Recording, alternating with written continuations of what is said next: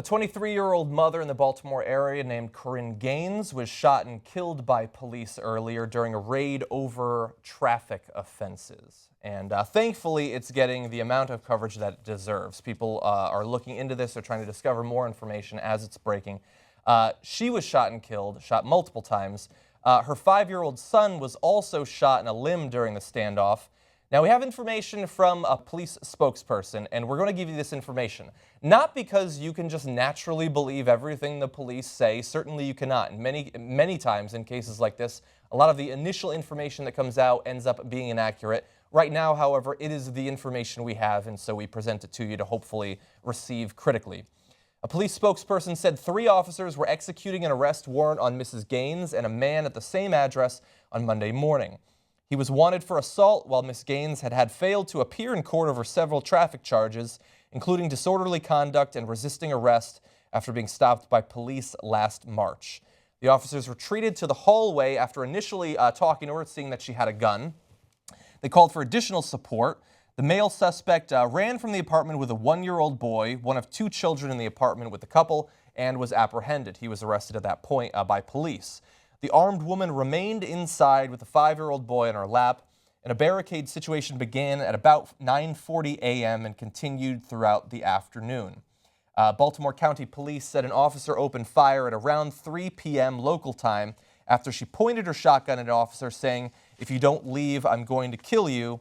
Gaines allegedly returned fire, and then the police continued to shoot at her, and she was killed at that point. We don't know at this point if the baby was injured by her firearm or one of the firearms of the police. Considering it's a shotgun and the child was in her lap, it seems much more likely that it was by the police. But the baby is being, the 5-year-old, I should say, not a baby, is being treated and is not considered to be in serious danger at this point. Yep. Okay, so first, the obvious that needs to be mentioned, because if we don't, people are going to think that we're being unreasonable. What she did was wrong. Okay, threatening a cop is wrong. Pointing a gun at the cop is wrong. Threatening a cop's life in any and all circumstances, wrong, wrong, wrong, wrong, wrong. Let's be clear about that. However, this is over a warrant for her arrest because she did not show up to court For traffic violations, right? Resisting arrest, traffic violations. You should show up to court. You should follow the law. You guys get the picture. But what I would hope is that cops would understand that in your efforts to get the criminal in this case, you are also endangering the lives of innocent children, right? And so I don't know what really led them to open fire. I think about the Cliven Bundy case and those Cliven Bundy protesters and how they were all armed, how they all explicitly made threats toward the police officials, and they were never shot at. I think the cops actually handled that situation pretty well, right? Yeah. There weren't any instances of police brutality involving these people who were protesting. However, in this case, I get it. You want to arrest her, you should arrest her. She has a warrant out for her arrest. I totally understand that. But there has to be a better way of doing it rather than opening fire in a home where children are. Yeah. So I don't know. Look, it's a difficult situation. I don't think that this is a clear-cut issue. I don't think you can say the cops are totally in the wrong and, or they were totally in the right. I think that there could have been a better way to solve this than to open fire. I get it. It's frustrating. I mean, this was almost, 6-hour standoff?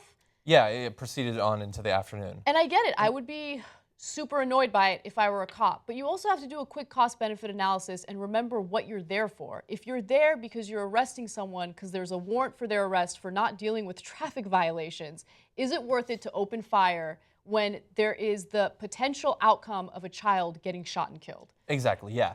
And look, we can play devil's advocate, and we can try to imagine what led to the actual shooting. So they waited hours. We don't know at this point, did they bring in mediators? Did they bring in a therapist, a psychologist or something? We don't know at this point. We don't know what communication happened. We don't know what attempts they had to de-escalate the situation. We know that they backed off initially, which is exactly what they should do. Thankfully, they didn't bust down the door, throw in grenades or anything like that, or stun grenades like has happened in multiple cases. Best case scenario for the police is if they had very good reason to believe that the kid was in danger or other people in the area were in danger, but that information is not available to us. Yeah. We don't have any reason to believe that simply because she didn't want to be arrested that she posed any sort of immediate danger to the child. Now, she had a gun, and I understand for many people hearing about this story, oh, then we're totally done then. She had a gun. Even though in cases where it's not a black female holding the gun, that doesn't mean in their minds that you should immediately be killed by police. And I saw, we have the Clive and Bundy situation, we have the Oregon militia members, aside from the one gentleman who literally was pulling a gun out of his pocket after trying to run a police barricade, they were not shot. We have a number of people who shot and killed multiple people. Dylan Roof, the Colorado Planned Parenthood shooter. It seems very easy in a lot of these cases for people to kill multiple individuals during terrorist attacks, and they're taken alive. Yeah. And so it's the perception of the danger that they're in, their fear, and their willingness to escalate in situations where, when it's other sorts of people, they don't feel the need to escalate it that way. Yeah, I think you're right. And by the way, I give the cops some credit for at least conceding that they opened fire first, right? And waiting hours, yes. And waited hours. And look, hopefully more information comes out and we know exactly what happened and why it is that they felt that it was, they were an imminent threat, which is why they had to open fire. But that's the point that I really want to drive home. I'm not an advocate of taking guns away from cops, and I'm not an advocate of not allowing cops to defend themselves. But they're supposed to shoot when someone poses an imminent threat, right? And so we far too often have made excuses for cops using guns or opening fire in cases where someone does not pose an imminent threat. Yeah. So that's the only thing I'm saying here. Again, this is a very complicated issue. It's a nuanced issue. I'm not going to go ahead and say the cops are totally wrong. I just hope that in instances involving young children, children in general, or any innocent individuals, we take proper precautions to make sure that we don't use a firearm unless we absolutely 100% need to. Yeah, and look, I don't know the ins and outs of the tactics and techniques that they use. It seems like there could have been some nonviolent, and I don't mean like stun guns. I mean literally in this case, perhaps some sort of tear gas or a stun grenade. I honestly don't know. That's hearsay at this point. I do want to read, we have a statement from Baltimore County Police spokesperson who said this, and it ends in a somewhat unfortunate way. We're, of course, extremely upset at an event like this. We do not like to be in a position of having to use lethal force, but this is a situation where our officers exercised patience for hours and hours. That is exactly how not to talk about this situation. First of all, to frame, I understand they have to legally frame it as we were forced to use lethal force, but really, you had to wait hours and hours. That is unfortunate. That would be really annoying to have to wait hours. Imagine if you had to wait overnight. Imagine how inconvenient that would be for you. She's dead, though, which I would assume, in a galactic point of view, is a little bit more inconvenient for her. And again, oh, sorry. No, it's fine. It's just there's history to it. I looked a lot into the Root in particular had a big detailed account of the history of her run-ins with the police. And at least from this, again, so we're talking about, we don't know everything that's happened, but we'll hear the police sides, and at least from previous to the day when she was killed, we hear her side a little bit. From her Instagram page to just things she posted on Facebook. She had an extensive number of accounts and videos of the police pulling her over. She gets pulled over a lot. She gets bothered with a lot. Her kid's in the back seat. She said she taught her 5-year-old how to record. She always told him, don't be scared, just film, because you never know what's going to happen. And he was very much aware of the situation. She did have a gun. There was another picture she had. She had the paperwork for the gun to show that it was legal. Again, this is all based on her page. There was for this particular offense, when they took her in, she said they abused her. She left with bruises. They beat her a little bit, and then she said, she goes, these are all traffic violations. But you see, and she posted a picture of the list of offenses. This is all a day or two before the confrontation. And she also pointed out that she said, they starved me and kept water for me. We've heard stories of that happening in police custody before. So she was very vocal and very angry at the police. So I'm sure when they walk up to her and say things to her, she's like, I don't give a F what you say. So again, that also a lot of times causes police to get very upset. So it's another instance of restraint. So when you cultivate a culture of being in opposition with this woman in particular, and they've had to know who she was.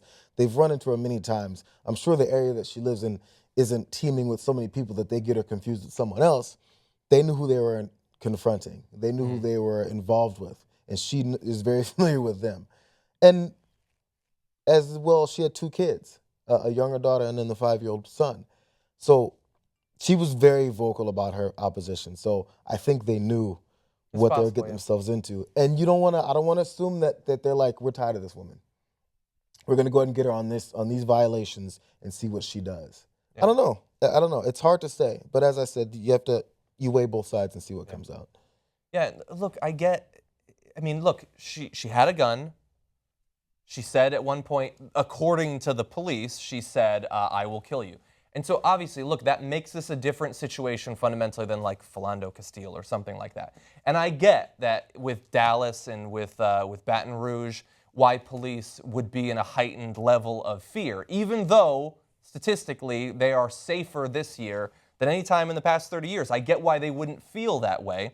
And so I would, whether morally or pragmatically, I would advise everyone to do whatever they can to not trigger that fear amongst police. And we don't want any police to feel threatened or certainly to be killed. But it does seem like something else could have been done here. It doesn't seem like she inevitably needed to be killed if the situation had been handled in some other way. It's possible that you can craft a situation that protects the innocent civilians and also protects the police. We don't have to choose between those two things.